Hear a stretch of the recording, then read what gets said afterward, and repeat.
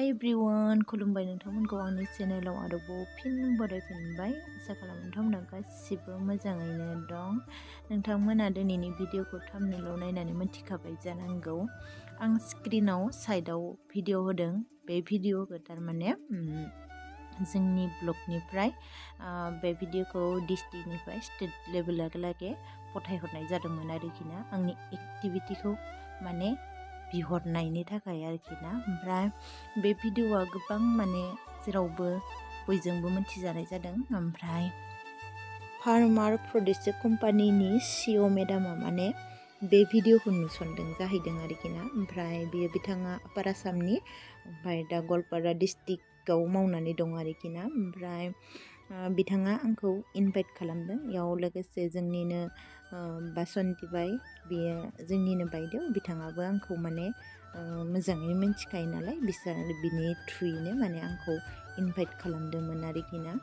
ओमफ्राय जोबोर मोजां नांदों। आं माब्लाबाबो सानाखैमोन आंनि लाइफआव आङो बेबादि गावनि स्ट'रि बा रायजोफोरनि सिगाङाव बुंथिनानै होनो मोनगोन, आं माब्लाबाबो सानाखैमोन। ओमफ्राय बहुद खस्थ'नि गेजेरजों आङो दिनै एसेमालागै सफैनानै बा मानसिफोरनि सिगाङाव आङो गावनि स्ट'रिखौ बुंनो मोननानै जोबोर गोजोननाय मोनदों।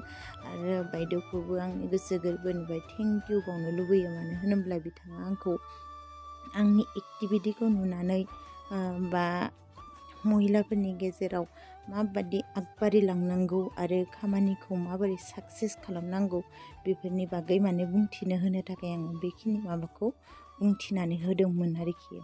आं स्क्रिनाव होनाय भिडिअखौ माने थाबैनो हराखैमोन आरोखि ना, सानब्रै सानबा रिकुवेस्ट खालामबाय थादों आं, थेवब्लाबो सम मिलायैनिनो हरनोनो हायाखैमोन। ओमफ्राय लास्ट टाइमावसो सानसे सम दिहुननानै हरदोंमोन आरोखि ना। थेंक इउ स' माच आरो नोंथांनि थाखाय आङो दिनै बेखिनि बयजोंबो मिथिजानो हादों, आं माब्लाबाबो सानाखैमोन। ओमफ्राय नै बिथांमोना आंखौ होनदों आरोखि, आंनि साबोना जिहेथु ब्रेन्डनि जेबो माबा गैया, स' बिथांमोननि कम्पानिनिफ्राय आंनि साबोनखौबो ब्रेन्डनि थाखाय होनो होननानै आंनो प्रमिस लादों आरोखि ना। ओमफ्राय आरो लोगोसे बिथांमोना आंखौ रिकुवेस्ट खालामदों गावसोरनि डिपार्टमेन्टनिफ्राय आंखौ ट्रेनार हिसाबै लानो होननानै बिथांमोना खोथा होदों। आंबो मानिदों, आंबो नाजादों, बिथांमोनखौ हेल्प होगोन आरो आं ट्रेनिंखौ होगोन होननानै आंबो खोथा होबोदों। आसा खालामदों जोंनि गेजेराव बयबो महिलाफोरानो बा बयबो गासिबो समान गावनि न'खरखौ गाव माने दालांनो हानायखौ आंबो बेखौनो लुबैयो। मानो होनोब्ला इयाव सानबानि प्रग्राम लानानै बिथांमोना ट्रेनिंबो होनानै दङ गोबां बिभागनि।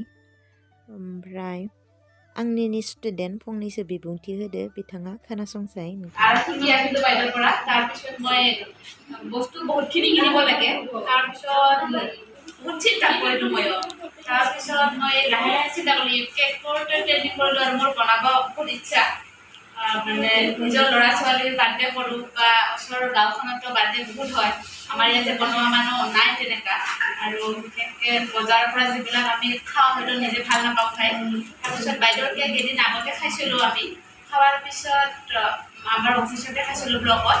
খোৱাৰ পিছত ভাল লগাৰ পিছত মই বাইদেউক লাহেকৈ ক'লোঁ, বাইদেউ মই কেক বনোৱা ট্ৰেইনিং আপোনাৰ পৰা ল'ব লাগিব, মোক শিকাব বাইদেউ। তাৰপিছত ঠিক আছে হ'ব, ঠাণ্ডা দিন আহক। তাৰপিছত ঠাণ্ডা দিনত যোৱাৰ পিছত মই শিকিলোঁ, আমি তিনিজনী একেলগে শিকিছিলোঁ। তাৰপিছত সিহঁতে দুজনী ষ্টাৰ্ট কৰা নাই এতিয়ালৈকে, কিন্তু মই লাহে লাহে মানে ভাবিলোঁ মই কিবা এটা কৰিব লাগিব নিজে। তাৰপিছত মই কেক বনোৱা লাহেকৈ প্ৰথম অৱস্থাত মই ঘৰতে বনাই মানে গেছতে বনাই মই এটা দুটাকৈ বনাওঁ আৰু নিজে টেষ্ট কৰি চাম মানে কেনেকুৱা হৈছে নে নাই বস্তুটো, মানে খাব পৰা হৈছে নাই, নিজৰ ল'ৰা ছোৱালীক খোৱা মচবিলাক দিলোঁ। তাৰপিছত লাহেকৈ বনাবা মানে মই কিবা ক'লোঁ যে বস্তুটো হৈছে। তাৰপিছত এতিয়া মই এটা দুটাকৈ অৰ্ডাৰ লৈ আছোঁ। বৰ্তমান মই 10টা অৰ্ডাৰ মই ইতিমধ্যে ডেলিভাৰী কৰিলোঁ। এই জানুৱাৰীৰ পৰা মই মানে ভালকৈ অলপ আৰম্ভ কৰিলোঁ মানে ডেলিভাৰী কৰা, আৰু সেইটো অৰ্ডাৰ লোৱাও মই আৰম্ভ কৰিছোঁ। তো মোৰ ফালৰ পৰা মই নতুনকৈ আৰম্ভ কৰিলোঁ, তো জানুৱাৰীৰ পৰা 10টা মই ইতিমধ্যে বিক্ৰী কৰিলোঁ। नै बेयाव हालदै सौग्रा मेचिन आरोखि ना, ओमफ्राय बेयाव अन गुन्दै खालामग्रा नै महिलाफोरानो मावना दं आरोखि ना। ओमफ्राय बाजाराव 10 थाखा लायो, ओमफ्राय बिथांमोननि कम्पानिनिफ्राय 8 थाखायावनो सौवो आरो केजि। ओमफ्राय नै आखाइजों आसार न'आवनो बानायनाय लकेल आसार बेफोरो।